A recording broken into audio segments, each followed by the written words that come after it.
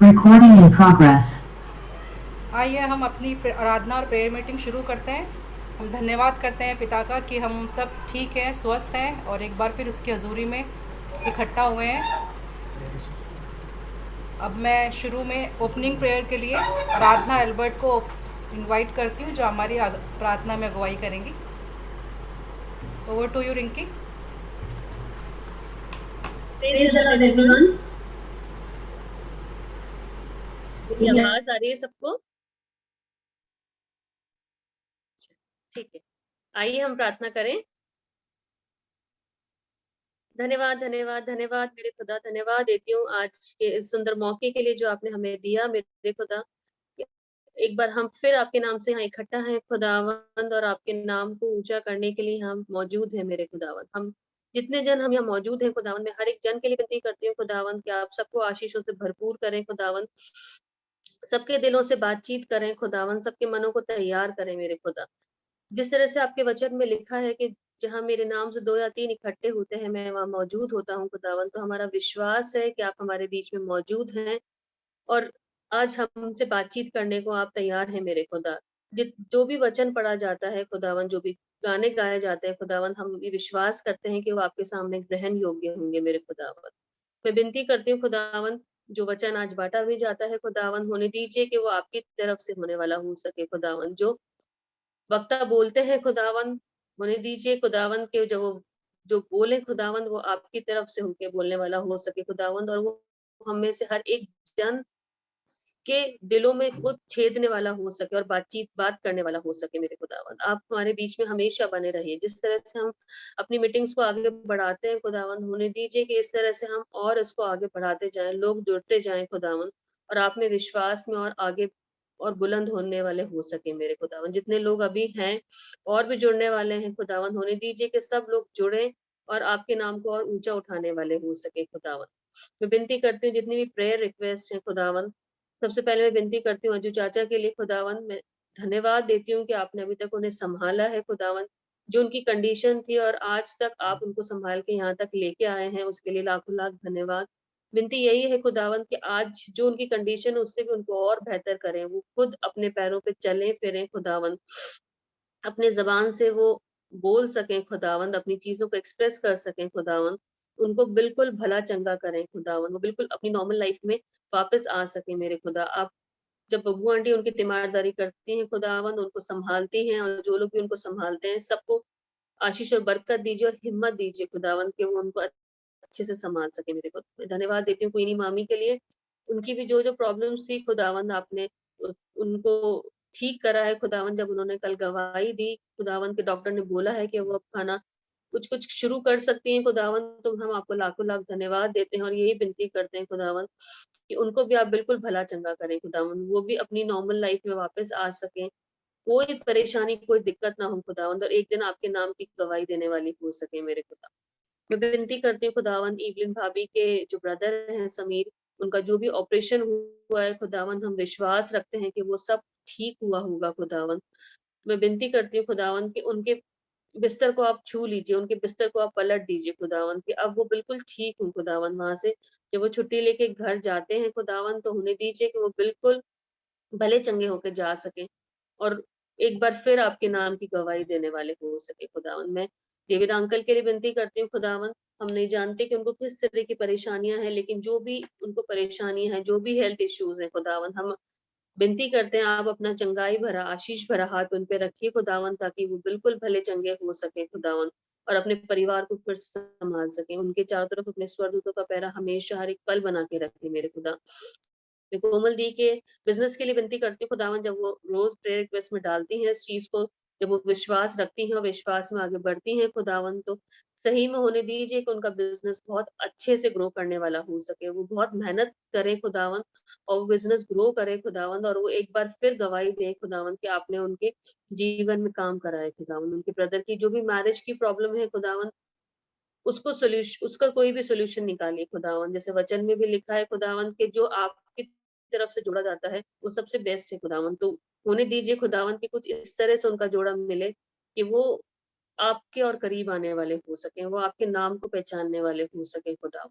हर एक चीज़ के लिए खुदावंद, और जिनके नाम यहाँ प्रेयर रिक्वेस्ट में नहीं भी हैं खुदावंद, अगर कोई हम में से जो मौजूद है, उसको किसी भी तरह की कोई परेशानी, कोई हेल्थ इश्यूज़, कोई फाइनेंशियल प्रॉब्लम्स, कोई मेंटल इश्यूज़, कोई फैमिली प्रॉब्लम्स, कोई भी जॉब से रिलेटेड कहीं भी कोई भी प्रॉब्लम हो खुदावंद, मैं आपके नाम से आज उसको डाँटती हूँ और यही बोलती हूँ खुदावंद कि वो हम में से हर एक को छोड़ के चला जाए खुदावंद, और हम सिर्फ़ और सिर्फ़ आपका धन्यवाद देने वाले हो सकें खुदावंद, आपके नाम को ऊँचा करने वाले हो सकें। जब शैतान हमारे जीवनों में काम करता है खुदावंद, तो हमको इतना स्ट्रॉन्ग बनाइए खुदावंद कि हम उसके सामने डट के खड़े हो सकें खुदावंद, कि हाँ, हमारे साथ हमारा ज़िंदा खुदा है खुदावंद, और हम उसको मानते हैं और उसके पीछे चलने वाले हैं, और खुदा यही चीज़ हमारी ज़िंदगी में आप हमेशा उस चीज़ को बना के रखें खुदावंद, कि हम आपका नाम लेने वाले हो सकें, उठते-बैठते खुदावंद, सुबह से लेकर शाम तक सिर्फ़ और सिर्फ़ आपके जो आपने चीज़ें हमें दी हैं, जितनी नियामतें हमें दी हैं खुदावंद, उस चीज़ का हम धन्यवाद करने वाले हो सकें खुदावंद।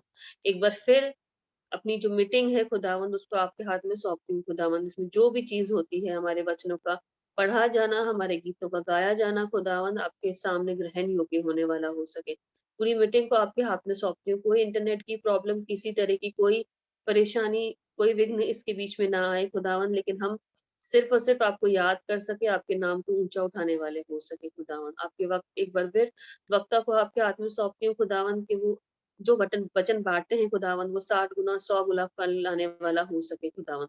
और उस वचन को सिर्फ़ हम अपने तक नहीं रखें खुदावंद, बल्कि दूसरों तक पहुँचाने वाले हो सके मेरे खुदा। हर एक चीज़ को आपके हाथ में सौंपती हूँ खुदावंद, यीशु मसीह के नाम से माँगती हूँ। सुनिए और कबूल कीजिए। आमीन। थैंक यू रिंकी इतनी अच्छी प्रार्थना के लिए। अब मैं रिक्वेस्ट करूँगी वायला मामी एंड फैमिली के लिए से कि वो आए और प्रभु के आराधना स्तुति करें और उसकी प्रशंसा में हम लोग गीत गाएं।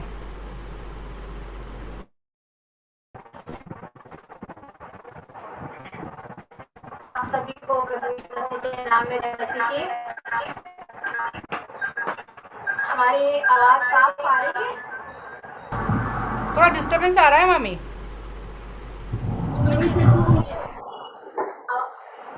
आवाज साफ आ रही है? साफ आ रही है।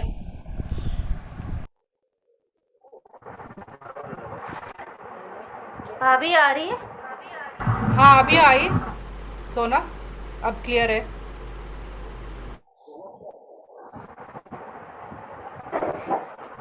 हम खुदावन की तारीफ में गीत गाएंगे। गीत का नंबर है ना, लेकिन साथ में कोई दूसरी आवाज़ भी आ रही है, शायद पंखा चल रहा है या पीछे से बहुत डिस्टर्बेंस आ रही है तुम्हारी आवाज़ के साथ-साथ में।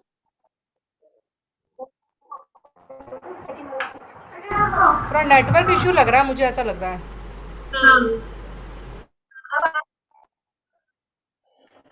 अभी आ रही है साफ? अभी नहीं आ रही मामी, अटक रही है, वीडियो भी अटक रहा है आपका।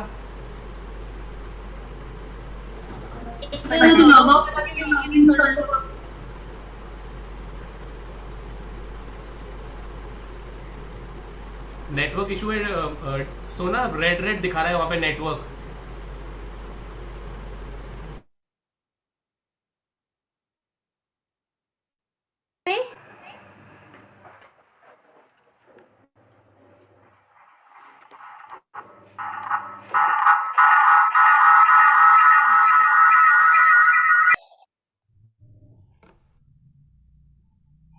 अब आ रही है भाभी? अब बिल्कुल वापस शुरू हो गई। प्रॉब्लम वापस शुरू। अभी बोलिए थोड़ा सा तो पता लगेगा आ रही है नहीं आ रही, थोड़ा सा बोलिए।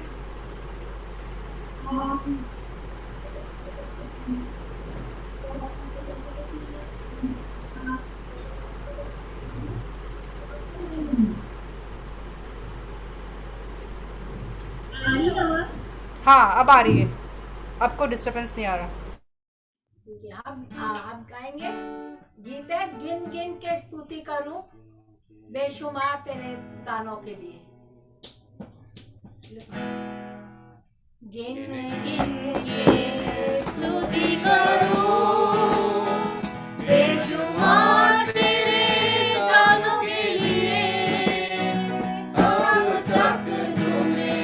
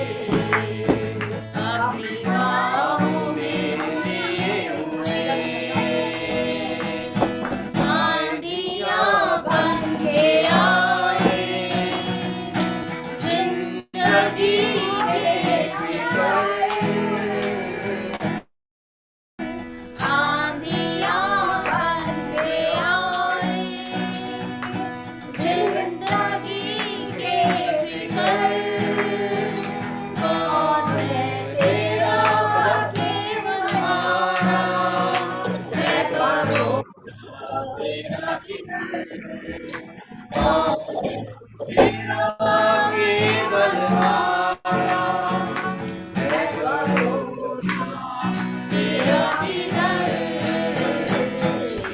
गिनगे स्तुति करूं बेशुमार तेरे नाम के लिए अब तक तूने संभाला मुझे अपनी बाहों में लिए हुए अब तक तूने संभाला मुझे अपनी बाहों में लिए हुए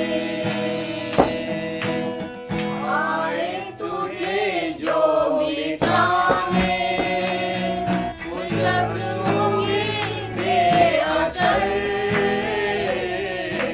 आए तुझे जो मिटाने कुछ शत्रुओं की बेअसर तेरा रचने वाला तुझ पर रखता है अपनी नजर तेरा रचने वाला तुझ पर रखता है अपनी नजर गिन गिन के स्तुति करूं बेशुमार तेरे दानों के लिए अब तक तूने संभाला मेरे अपनी बाहों में लिए हुए अब तक तूने संभाला मुझे अपनी बाहों में लिए हुए गिन गिन के स्तुति करूं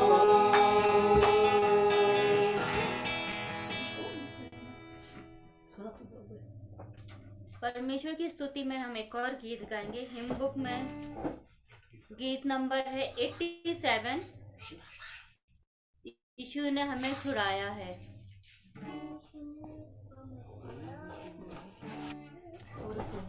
कोरसेस 87।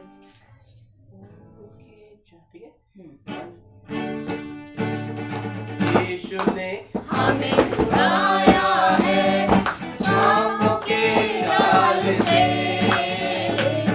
यीशु ने हमें बचाया है शैतान की जाल से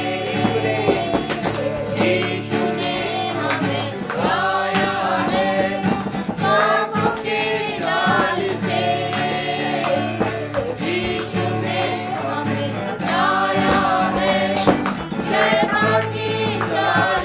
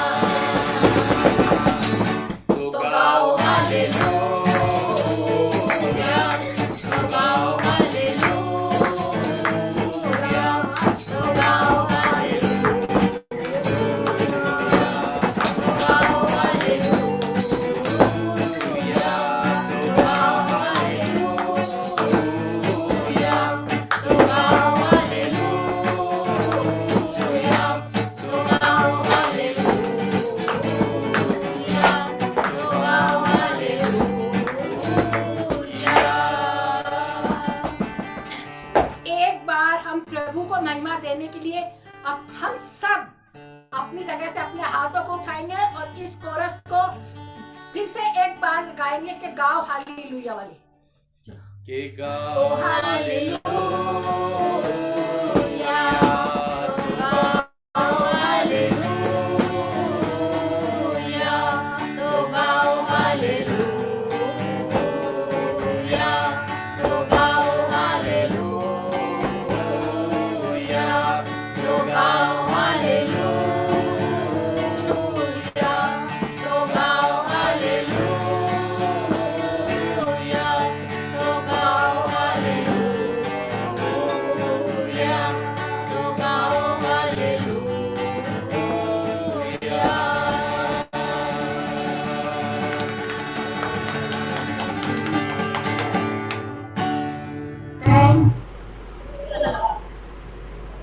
थैंक यू आंटी, बहुत अच्छी प्रेयर एंड वर्शिप के लिए। और Dennis played well, very good.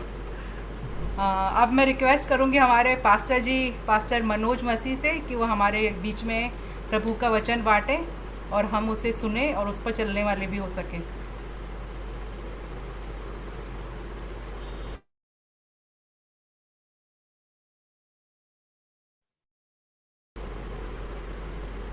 जय मसीह की। एक बार फिर से प्रभु का हम धन्यवाद करते हैं कि प्रभु ने हम सबको ये मौका दिया कि हम उसकी तारीफ और उसकी प्रशंसा कर सकें, उसकी स्तुति कर सकें और इस आराधना में हम लोग शामिल हो सके। वाकई में सत्य है और सच है कि जब हम उसकी आराधना आत्मा में करते हैं तो परमेश्वर की आत्मा हमारे साथ जुम्बिश होकर के हमारी आराधना में हमारी सहायता मदद करती है।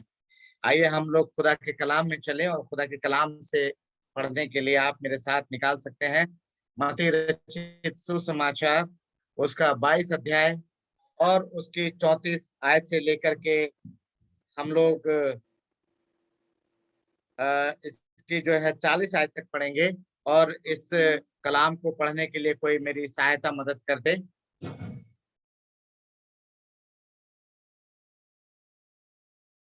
मत्ती रचित सुसमाचार उसका 22 अध्याय और उसकी 34 से 40 तक, 34 to 40।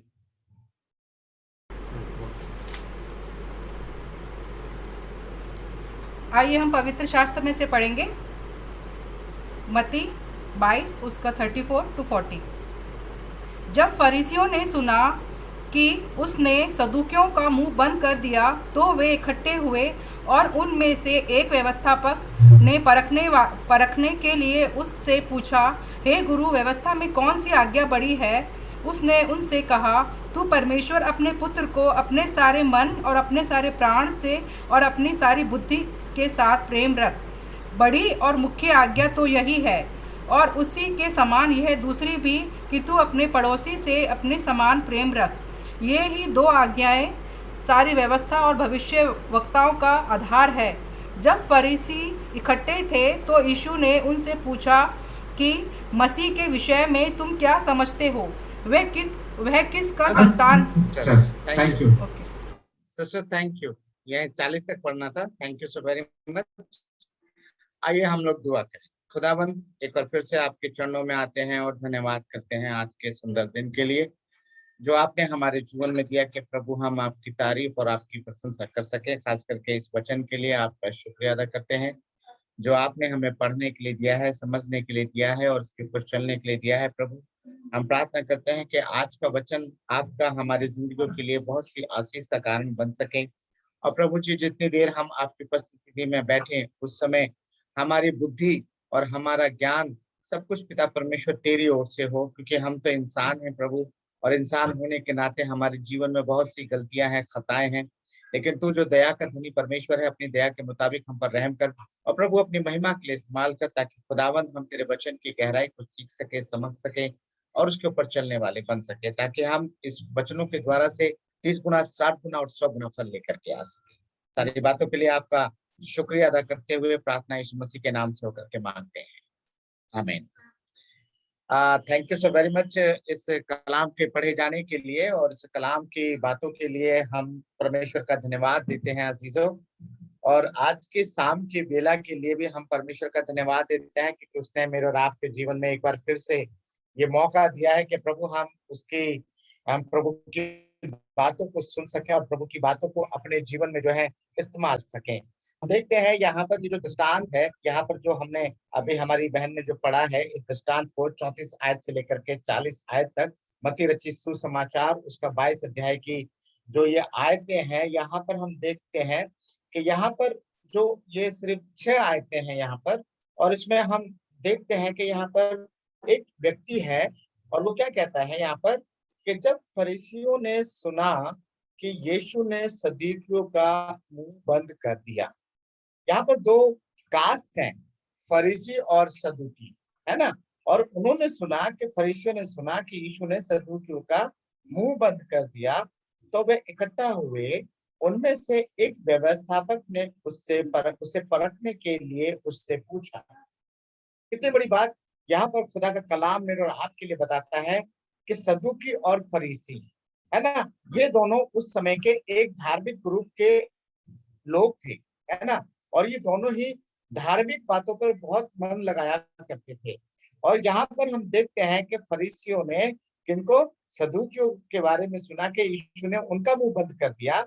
तो उनमें से क्या हुआ कि फरीसियों में से कुछ लोग इकट्ठा हुए जो धर्म के, व्यवस्था के बहुत ज्ञानी थे, व्यवस्था के बहुत जानकार थे, व्यवस्था के बहुत पढ़े लिखे लोग थे, और वो सोचते थे कि हमसे ज्यादा व्यवस्था कोई नहीं जानता है। तो उन्होंने सुना कि यीशु जो एक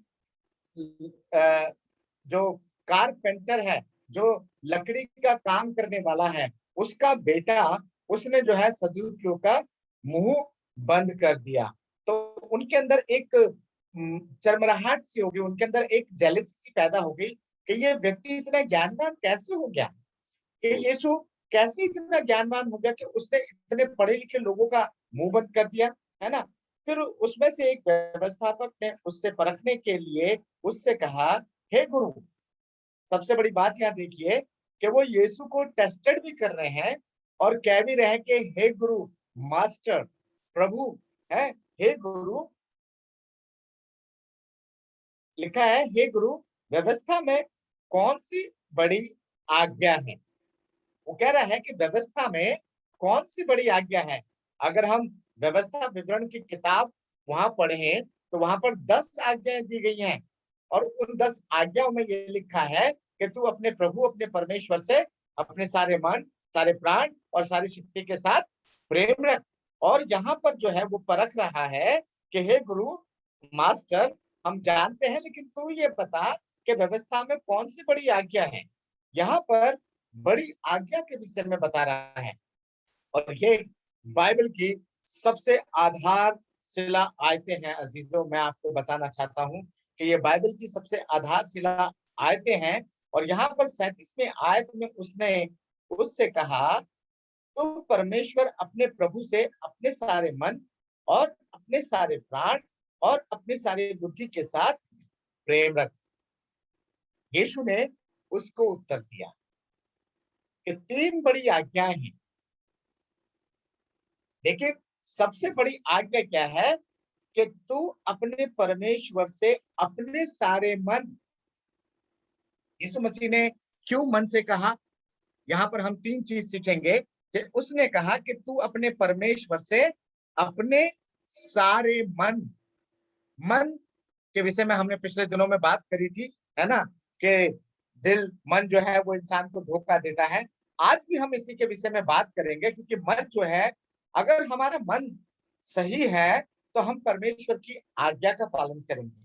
अगर हम मन के अनुसार चल रहे हैं तो हम परमेश्वर की बातों को अपने जीवन में उतारेंगे।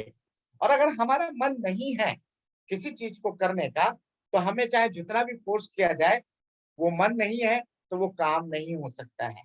एग्जाम्पल के रूप में अगर हम अपने घर में अपने बच्चों को कुछ काम दे देते हैं, अगर बच्चों का मन है तो वो बहुत खूबसूरती से उस काम को करते हैं। अगर बच्चों का मन नहीं है तो वो काम कभी भी अच्छे रूप से नहीं हो सकता है, उसके अंदर कहीं ना कहीं गलतियां होती हैं। वैसे ही एग्जाम्पल हम अपने ऑफिस में देखते हैं कि अगर मेरे और आपके अंदर मन है अच्छा, उस दिन अच्छा मन है काम करने का, तो हम ऑफिस में बहुत अच्छा काम करते हैं, हमारा बॉस भी अप्रिशिएट करता है, हमारे लोग भी अप्रिशिएट करते हैं। लेकिन कभी कभी ऐसा होता है कि मन जो है उदास होता है, मन जो दुखी होता है और हम उस काम को कर नहीं पाते हैं। तो समटाइम क्या हमें उस काम को करने में हमारा मन नहीं लग रहा है। क्यों नहीं लग रहा है? क्योंकि हम उस काम को मन के मुताबिक नहीं कर रहे हैं। और इसीलिए खुदा का कलाम जो है अजीजों मेरे और आपके लिए कहता है, क्योंकि मन से प्रेम किया जाता है। और उसने कहा है कि तू अपने सारे मन से अपने परमेश्वर से प्रेम रख। क्यों? क्योंकि मन जो है सारी बातों में हमें और आपको क्या करता है? धोखा देता है। आइए हम पढ़ते हैं इब्रानियों की किताब, उसका 3रा अध्याय और उसकी 15 आयत को कोई मेरे लिए पढ़ दे। इब्रानियों 3 और 15, वहां क्या लिखा हुआ है? इब्रानियों की किताब उसका 3रा अध्याय उसकी 15 आयत। मैं आपके सामने पढ़ूंगी। इब्रानियों उसका 3रा बाब उसका 15 आयत। यहाँ पे इस प्रकार लिखा है, जैसा कहा जाता है, यदि आज तुम उसका शब्द सुनो तो अपने मनों को कठोर ना करो, जैसा कि क्रोध लाने के समय किया था। खुदा का कलाम कहता है, जैसा कहा जाता है, यदि तुम आज उसका शब्द सुनो तो अपने मनों को क्या करना? कठोर ना करना। हम में से क्या करते हैं? बहुत से लोग खुदा का कलाम तो सुनते हैं, लेकिन वो क्या होता है कि खुदा का कलाम मन के अंदर नहीं बोलता है।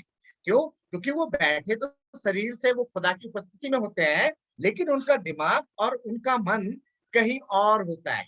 क्यों होता है? क्योंकि वो उपस्थिति में तो बैठे हैं, वो दिखा रहे कि हाँ हम परमेश्वर की प्रेजेंस में बैठे हुए, परमेश्वर के भवन में बैठे हैं।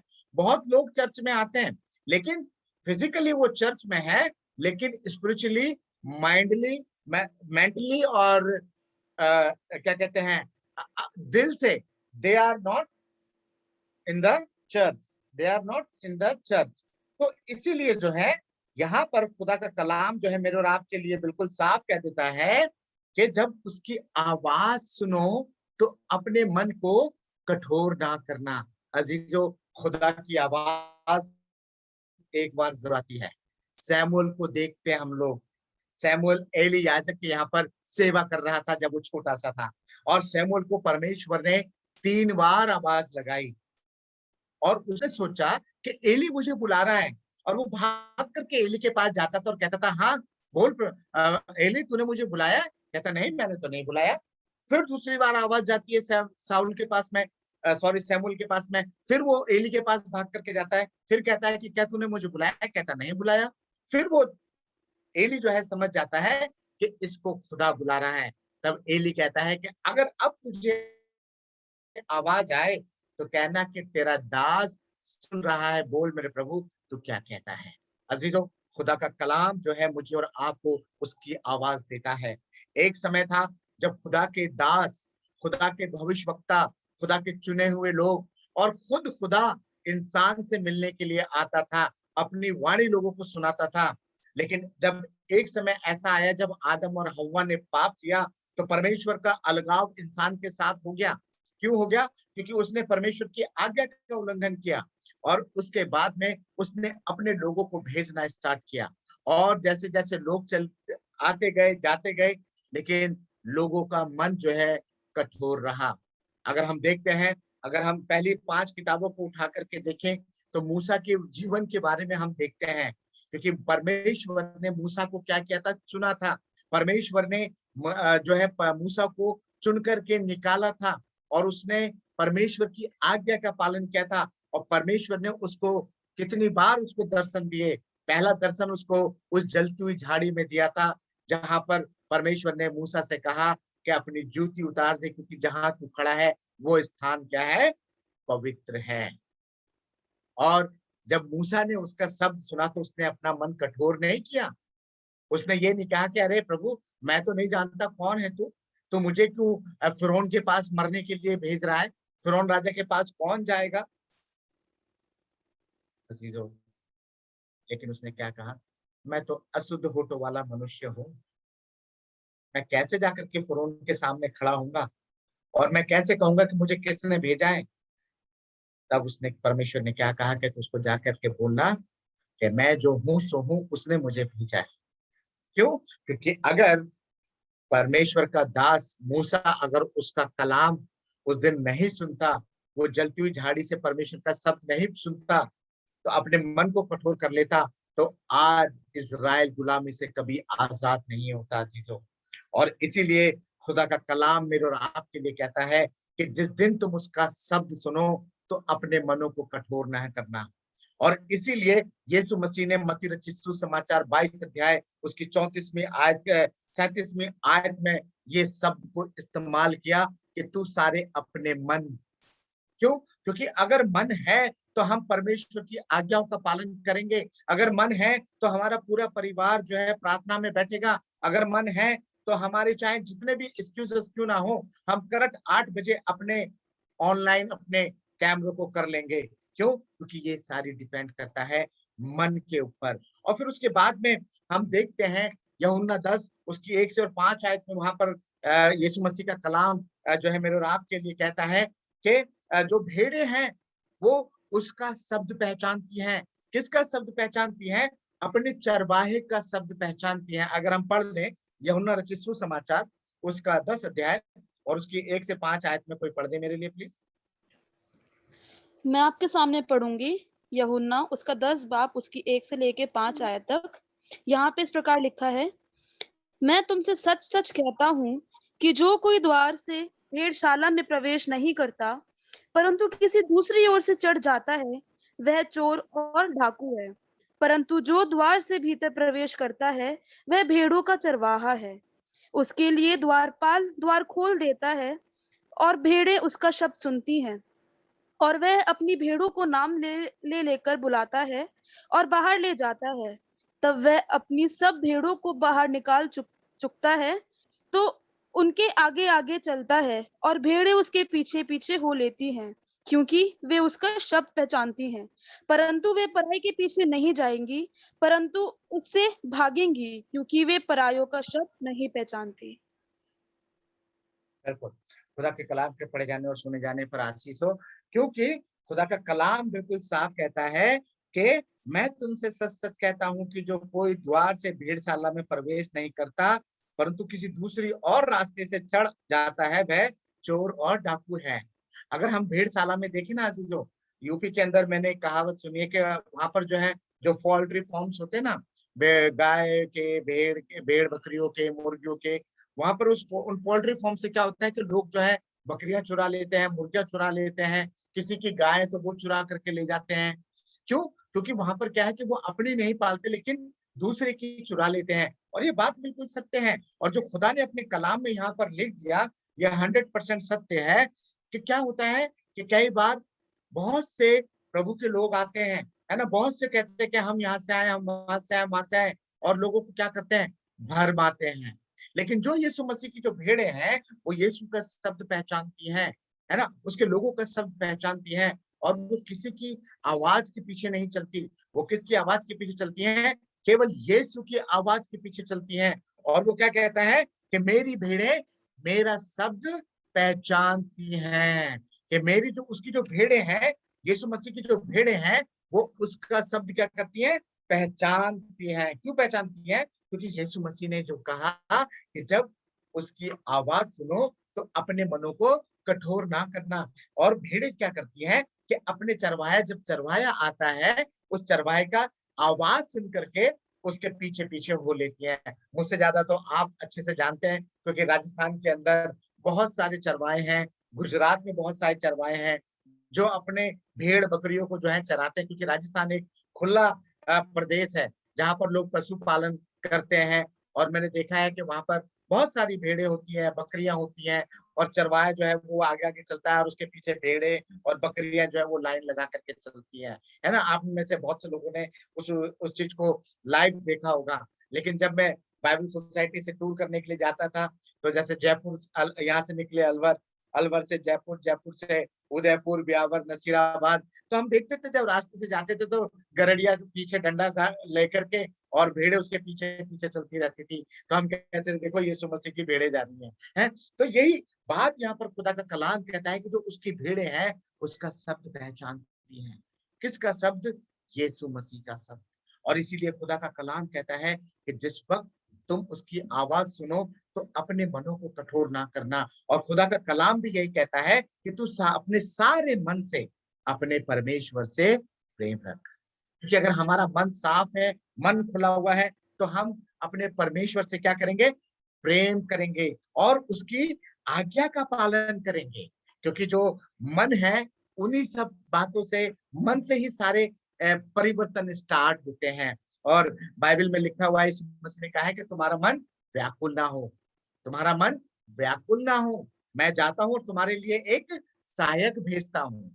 क्योंकि जब यीशु मसीह को क्रूस के ऊपर चढ़ा दिया गया है ना, और उनको गाड़ दिया गया, और वो जब तीसरे दिन जी उठे, उससे पहले उन 3 दिन में मसीह लोग जो थे, जो विश्वासी लोग थे, वो व्याकुल थे कि अब क्या होगा। यीशु मसीह चला गया, यीशु मसीह को मार दिया गया, अब यीशु मसीह का प्रचार कौन करेगा। लोग घबरा रहे थे, लोग परेशान हो रहे थे, लेकिन यीशु मसीह ने कहा कि तुम्हारा मन व्याकुल ना हो, मैं तुम्हारे लिए एक सहायक देता हूँ, और वो मैं जाता हूँ और वो आएगा।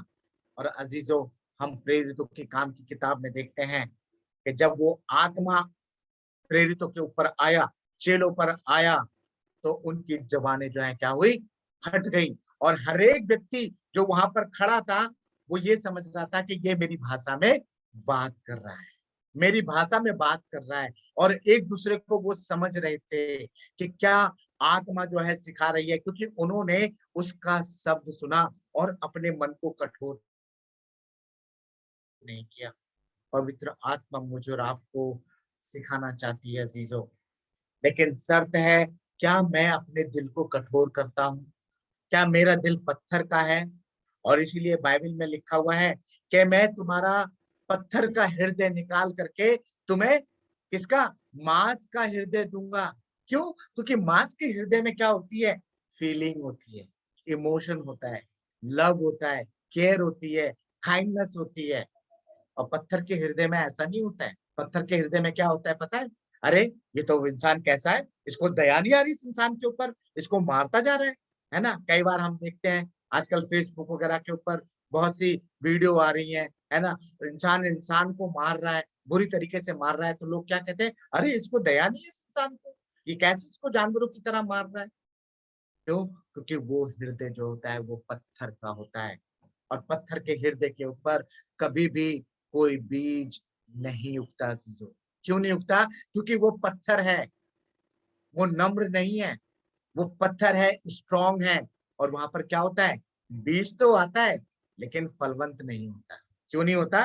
क्योंकि वो उस पथरीली भूमि के ऊपर गिराया गया जिसको चिड़ियों ने आकर के चुन लिया। क्योंकि पत्थर के ऊपर जब बीज गिरता है ना, खेत में हम जाकर के देखें तो जब वो किसान जब खेत करता है ना, जब खेत को बुआई करता है तो सॉफ्ट सॉफ्ट मिट्टी निकालता है नीचे से, ताकि क्या हो? वचन गिरे, जब बीज गिरे तो क्या हो? वो फल लेकर के आए, गेहूं का दाना उगे, गन्ने की खेती उगे, चावल का दाना उगे। लेकिन जहाँ पथरीली भूमि होती है ना, वहां पर वो बीज कामयाब नहीं होता है। और इसीलिए खुदा ने कहा कि तू अपने सारे मन से अपने परमेश्वर से प्रेम रख। क्योंकि जब तक मेरा और आपका मन नहीं बदलेगा, तब तक मैं और आप चाहे जितना भी वचन सुन लें, चाहे जितना भी वचन पढ़ लें, लेकिन जब तक वो हार्डनेस नहीं आएगी बाहर, तब तक वो 30 गुना, 60 गुना और 100 गुना नहीं फल सकता। क्योंकि खुदा ने इसीलिए कहा है कि अपने हृदय को जांचो, अपने हृदय को परखो। और बाइबल में मत्ती रचित सुसमाचार 5 अध्याय के अंदर लिखा हुआ ना, धन्य है वो जो मन के दीन है। क्यों? मन का दीन होना बहुत जरूरी है। और जब तक हम मन से हम्बल नहीं होते हैं, परमेश्वर का राज्य में हम प्रवेश नहीं कर सकते हैं। क्योंकि उसका वचन मेरे और आपके जीवन में नहीं जाएगा, उसका वचन मेरे और आपके हृदय में नहीं बोया जाएगा, उसका वचन मेरे और आपके दिल के अंदर पड़ के बीज नहीं लाएगा, क्योंकि हमने उस पत्थर के हृदय को बाहर नहीं निकाला है। क्यों नहीं निकालना है? क्योंकि हम अपने मन के हठीले पे चल रहे हैं, मन के हठीलेपन पर हैं। और इसीलिए खुदा का कलाम कहता है यहाँ पर कि तू अपने सारे मन और अपने सारे प्राण और अपनी सारी बुद्धि के साथ प्रेम रख। दूसरी बात यहाँ पर कहता है प्रेम, प्राण, है ना, कि अपने प्राण से परमेश्वर से प्रेम रख। अगर हम पढ़ें मरकुस रचित सुसमाचार उसका 10 अध्याय और उसकी 45 आयत में क्या लिखा हुआ है? मरकुस 10:45।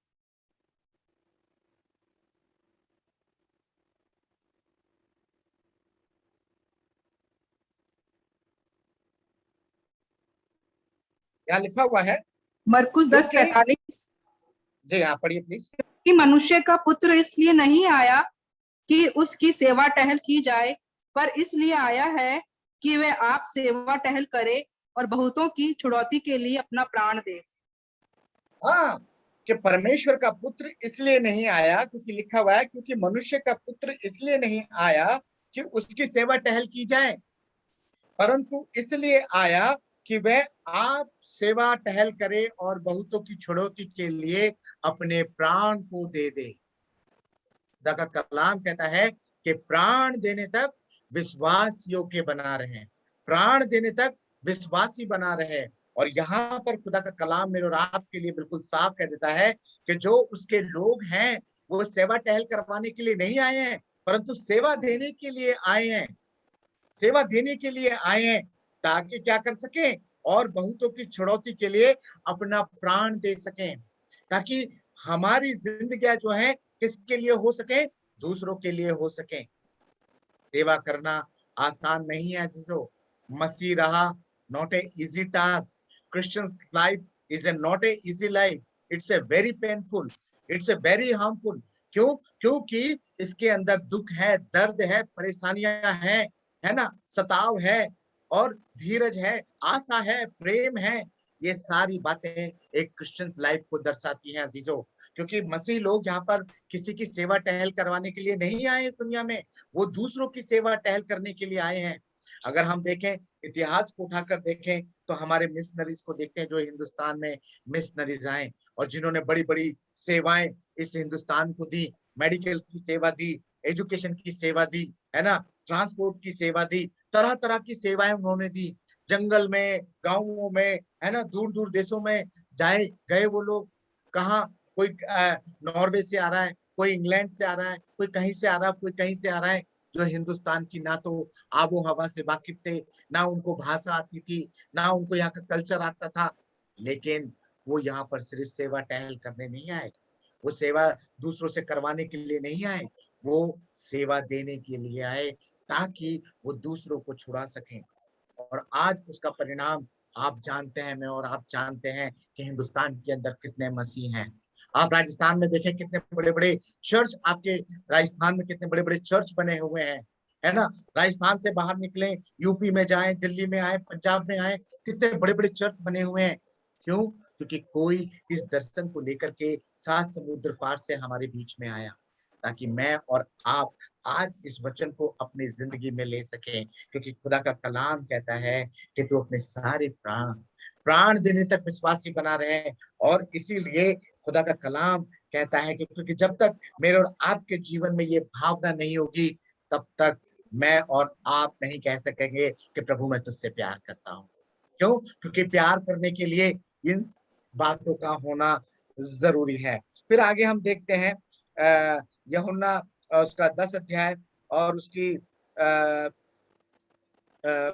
15वीं आयत को देखें तो वहां क्या लिखा हुआ है? यूहन्ना 10 और उसका 15।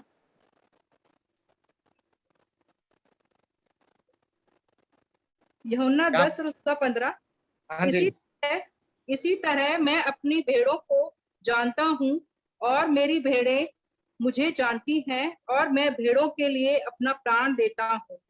हाँ, क्योंकि इसी तरह मैं अपनी भेड़ों को जानता हूँ। यीशु मसीह मुझे और आपको जानते हैं अजीजों, और वो ये कहता है कि मैं अपनी भेड़ों के लिए अपना प्राण देता हूँ।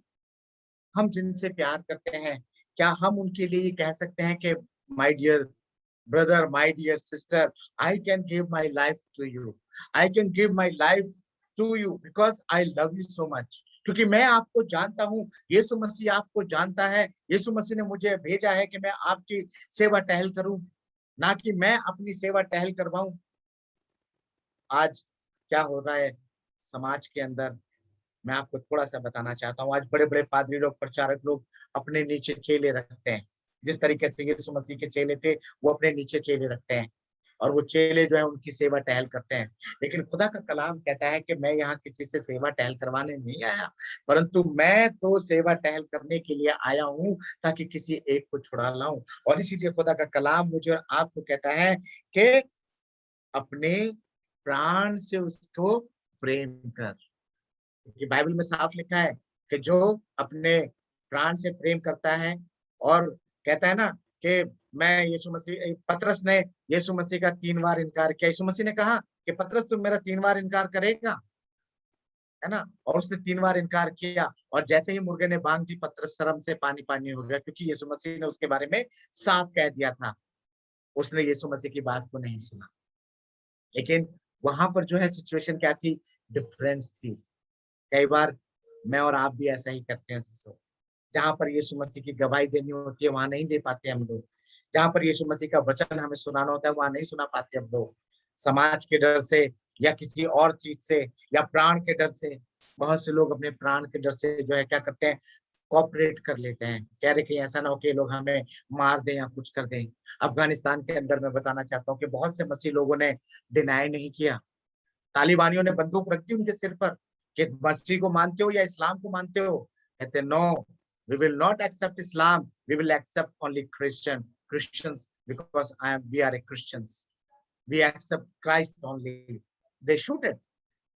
और उन्होंने विश्वासी रहने तक अपने प्राण को दे दिया। 6 लोगों को बोला गया क्या तुम मसीह रहोगे? पौलुस को बोला गया राजा अग्रिप्पा के सामने, क्या तुम मसीह को मानता है? उसने बोला हाँ मैं मसीह को मानता हूँ, क्योंकि मैं यहूदियों का यहूदी, यूनानी का यूनानी। और क्या हुआ, उनके चेलों को तरह तरह से मारा गया। अजीजों, the Christian's life is not a easy task। ये सुख की वो सेज नहीं है जो मुझे और आपको सुख देगी, ये वो सेज है जहां पर कांटे हैं। क्यों? क्योंकि कांटों में ही चल करके जो है आगे फूल मिलते हैं, और जो इन कांटों से होकर के निकलता है, परमेश्वर का कलाम कहता है प्रकाशित वाक्य में कि जो जय पाए उसको एक इनाम दिया जाएगा, जिसको देने वाले के सिवा और पाने वाले के सिवा कोई नहीं जानता। और तीसरी और आखिरी और अंतिम बात खुदा का कलाम मेरे और आपके लिए यहाँ पर कहता है, और अपनी सारी बुद्धि के साथ तो प्रेम रख। बुद्धि के साथ मुझे और आपको परमेश्वर ने क्या दिया है? बुद्धि दी है। मुझे और आपको परमेश्वर ने क्या दिया है? समझ दी है। और अगर हम पढ़ें, खुदा के कलाम को पढ़ें, तो वहां क्या लिखा हुआ है? नीति वचन उसका 1 अध्याय और उसकी 7 आयत में क्या लिखा हुआ है? कोई मेरे लिए पढ़ दे प्लीज। नीति वचन 1:7।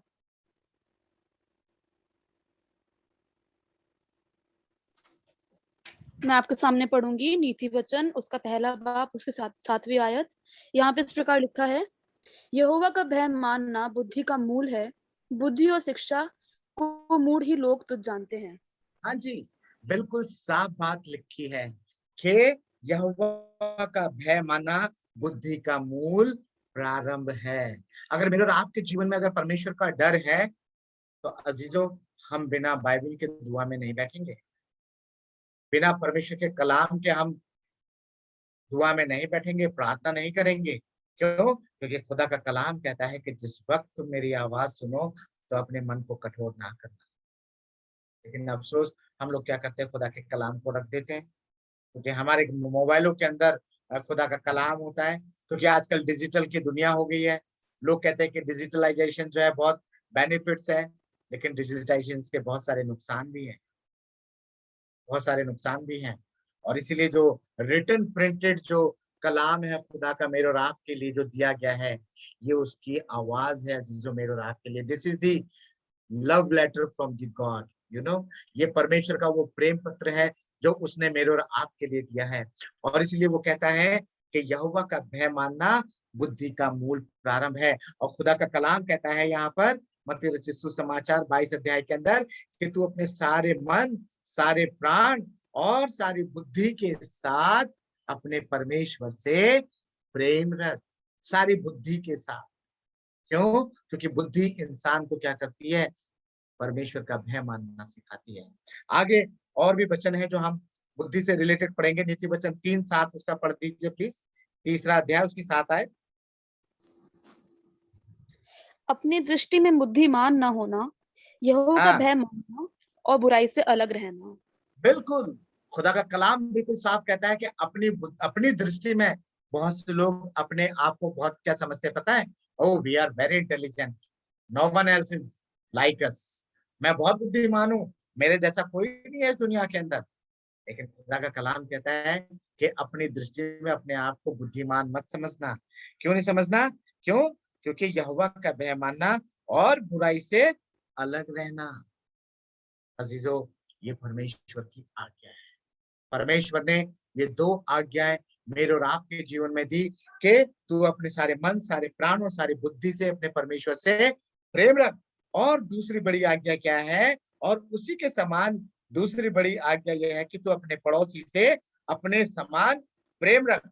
ये 2 ही आज्ञाएं सारी व्यवस्था और भविष्यवक्ताओं का आधार हैं। ओनली दिस 2 कमांडमेंट्स सारे विश्वासियों का आधार है। मन, प्राण और बुद्धि से अपने परमेश्वर से प्रेम रखना सबसे बड़ी आज्ञा है, और अपने पड़ोसी से अपने समान प्रेम रखना ये उससे भी बड़ी आज्ञा है। अब सवाल होता है कि मेरा पड़ोसी कौन है?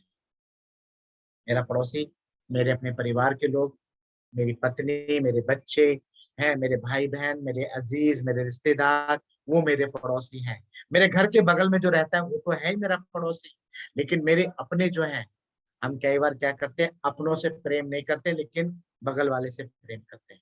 लेकिन खुदा का कलाम क्या कहता है? खुदा का कलाम यही कहता है कि अपने पड़ोसी से अपने समान प्रेम रख, क्योंकि ये 2 ही आज्ञाएं हैं जो सारे विश्वासी जीवनों का आधार है। भविष्यवक्ताओं का भी आधार थी, और क्या कहता है कि सारी व्यवस्था का और भविष्यवक्ताओं का आधार है।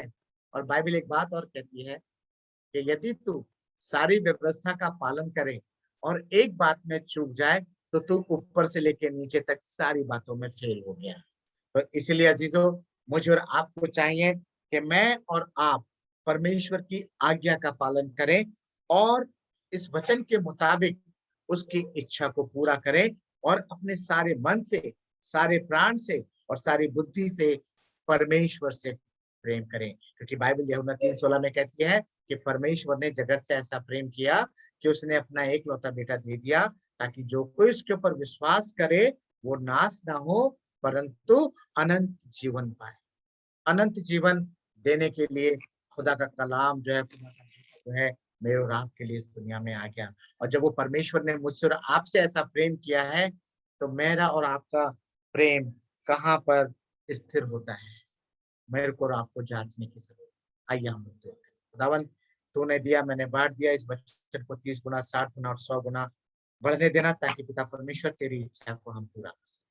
आज तूने हमें सिखाया कि हम अपने मन, प्राण और बुद्धि से तुझसे प्रेम करें, और उससे बढ़कर अपने अजीजों से प्रेम करें, ताकि प्रभु हम तेरी आज्ञा का पालन करने।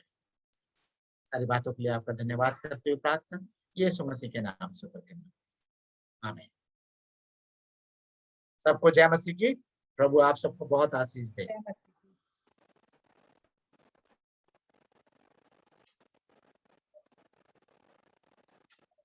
थैंक यू पास्टर जी, इतने अच्छे और प्यारे वचन के लिए। हम उसको सुनकर उस पर चलने वाले हो सकें और अपने प्यारे परमेश्वर से अपने सारे दिल, अपनी सारी जान और अपने सारे मन से, बुद्धि के साथ प्रेम रखने वाले हो सके। अब मैं रिक्वेस्ट करूंगी मुकेश मामू से कि वो आराधना में आए और हमारी लास्ट एंडिंग प्रेयर में हमारी अगुवाई करें।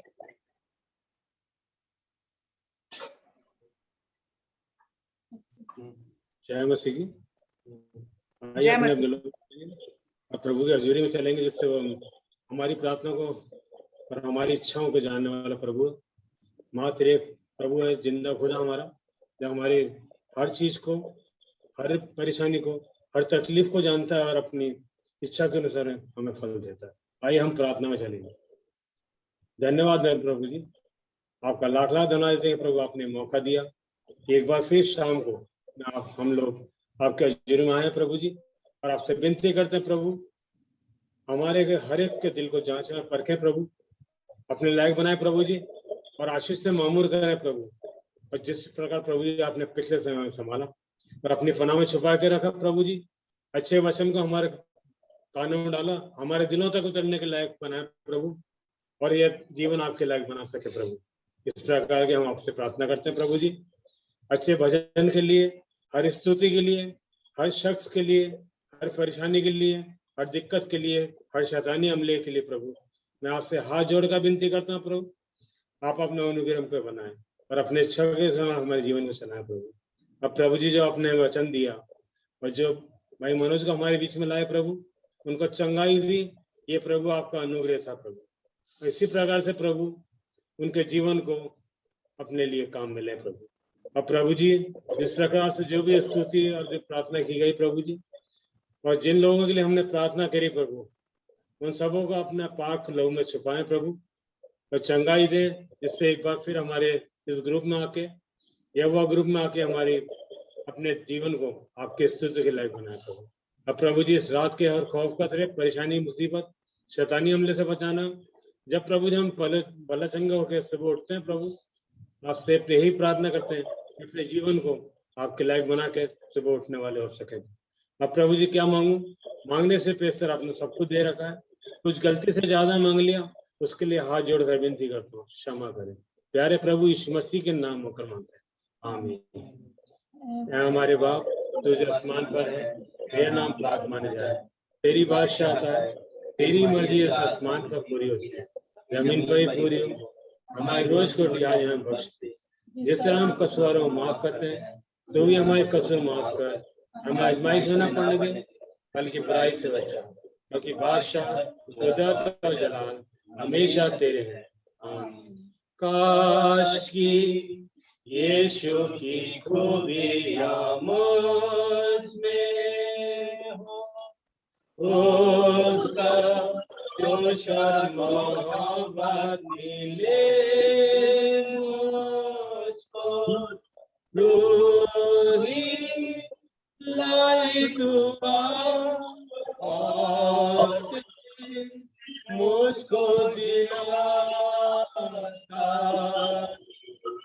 यीशु की खुशियाँ मुझे, आमीन।